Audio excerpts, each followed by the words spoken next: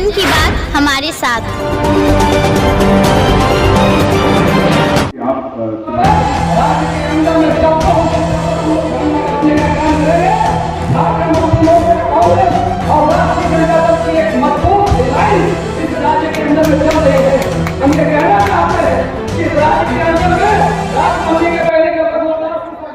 आज हम खड़े हैं कांग्रेस के प्रदेश अध्यक्ष के साथ, और जो किसी परिचय के मोहताज नहीं है, और राजेश ठाकुर साहब हैं। ये आज ये जमुआ विधानसभा में शिरकत किए हैं, और जमुआ विधानसभा में कांग्रेस के जेबीएम के पूर्व विधायक को अपनी पार्टी में वो हाथ थमाए हैं।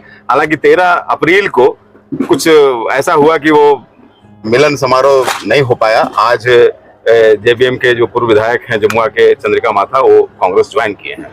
राजेश सर, कैसा लग रहा है आपका यहाँ पे जमुआ विधानसभा में? नहीं, देखिए, आप सदस्यों को जोड़ने में आप जानते हैं कि हम लोग शुरू से जमुआ में मजबूत रहे हैं जी, और जिस तरह से लगातार चंद्रिका महथा जी विचारधारा से जुड़ने का प्रयास कर रहे थे, ये सही है कि बीच में वो 1 तारीख को जब हमारा कार्यक्रम खुद का था, उसमें वो समय चाहते थे सदस्यता ग्रहण करें, लेकिन हमने उस टाइम कहा था कि नहीं, आपके इलाके में आकर आपकी सदस्यता ग्रहण कराऊंगा। मुझे लगता है कि भारत की पहली घटना होगी क्या सर?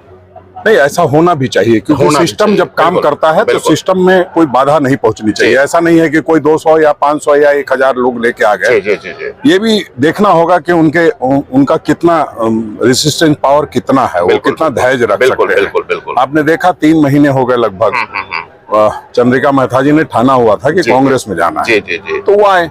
वरना हो सकता था कि जिस दिन हमने उस दिन मना किया था ज्वाइन करने से, उसके दूसरे दिन वो और किसी दल का दामन थाम रहे थे। आप नहीं, परखने की बात नहीं है। एक सिस्टम काम करता है। जब हमारे प्रभारी आए हैं और हमारा कार्यक्रम है और मिलन समारोह नहीं है, तो बेवजह सिर्फ लाए और आया राम गया राम नहीं बनाना है। बिल्कुल विचारधारा से जोड़ के आज भी जो लोग बने हैं उनसे हमने कहा है कि सबको जो मोबाइल से हमारा डिजिटल सदस्यता होती है उसको आप कीजिए, तभी जाकर के लगेगा कि हाँ कुछ काम हो रहा है। वरना लोग ज्वाइन भी करते हैं, लोग चले भी जाते हैं, पता नहीं चलता है। तो इसलिए हमारा प्रयास था कि सम्मानित तरीके से, जब आप पूर्व विधायक हैं तो पूर्व विधायक की तरह आए। ये नहीं कि कहीं कार्यक्रम हो रहा है उसमें शामिल हो गए। और भी यहाँ के विधायक हैं जो शामिल होना चाहते हैं, उनसे भी मैंने यही कहा है।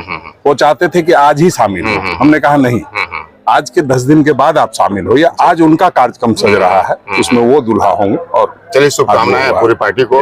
हमारे साथ गौरव जी भी हैं, चलिए, और हमारे जिला अध्यक्ष भी हैं, और कांग्रेस के तमाम यहाँ पे परिवार यहाँ पे है।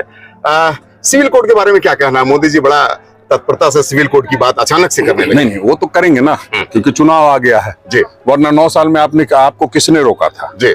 जब बात हुई भ्रष्टाचार की मध्य प्रदेश में, तो आप उससे ध्यान हटाने के लिए जो 40% की सरकार थी कर्नाटक में, वो जब गई और मध्य प्रदेश में जाने वाली है 50% कमीशन की सरकार, तो आप इधर उधर की बातें कर रहे हैं। आप ईडी पे भाषण दे रहे थे। आप तरह तरह के जो एनसीपी के नेता जो कल उनके साथ पार्टी में मतलब उनके सहयोग से उन्होंने सरकार बनाया है, उन तमाम लोगों के बारे में अनाप शनाप उन्होंने बातें कही।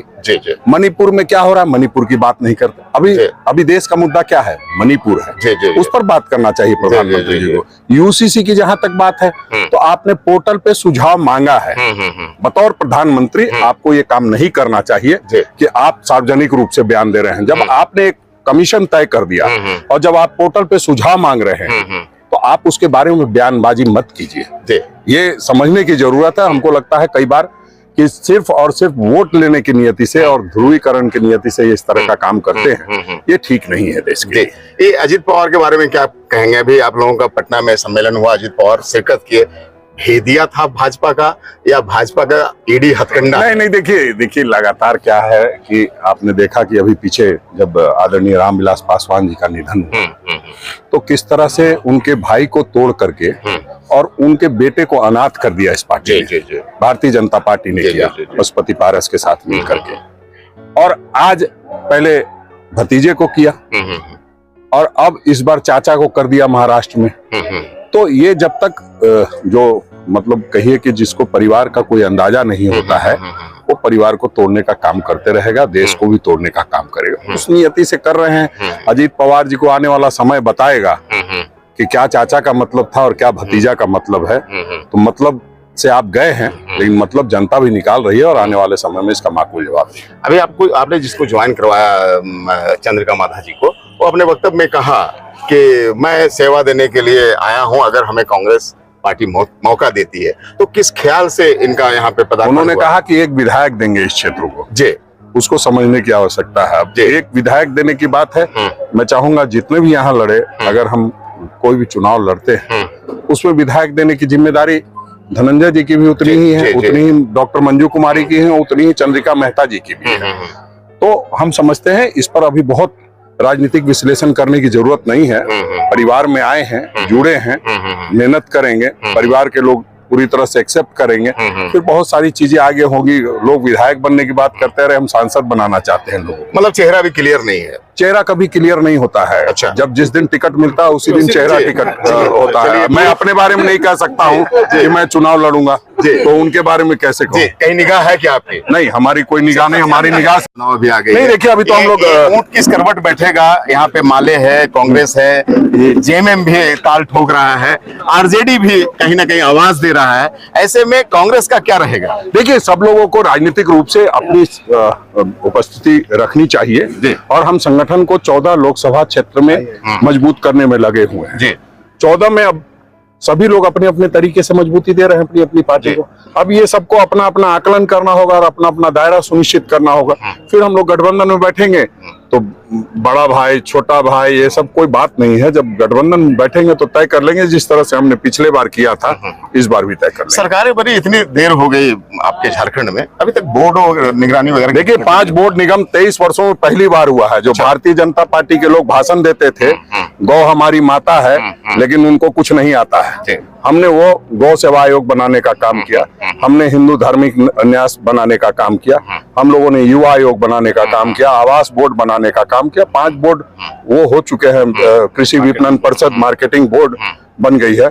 हम समझते हैं आने वाले 10-15 दिनों में मार्केटिंग बोर्ड और निगरानी जो प्रखंडों तक काम करती है उसका भी गठन किया जाएगा। ये प्रशासनिक के दृष्टिकोण से आप अपनी सरकार से कितना संतुष्ट है? नहीं, बिल्कुल संतुष्ट है। अगर सरकार से संतुष्ट कितनी सुनी जा रही है लोगों की? नहीं, देखिए, आप निश्चित रूप से लोगों की अपेक्षा ज्यादा होती है और उसके अपेक्षा पर हम खरा उतरने का प्रयास भी करते हैं।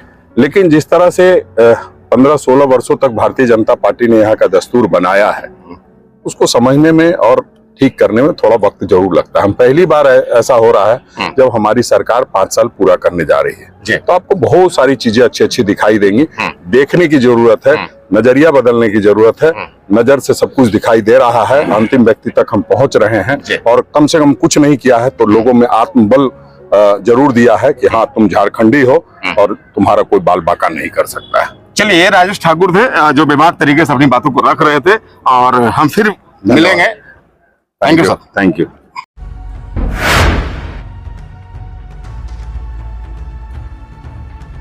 अफवाहों की हजामत करते हैं हम, खबरें और सिर्फ जन की बात करते हैं। जन की बात हमारे साथ। Street interview with Vijay Chaurasia.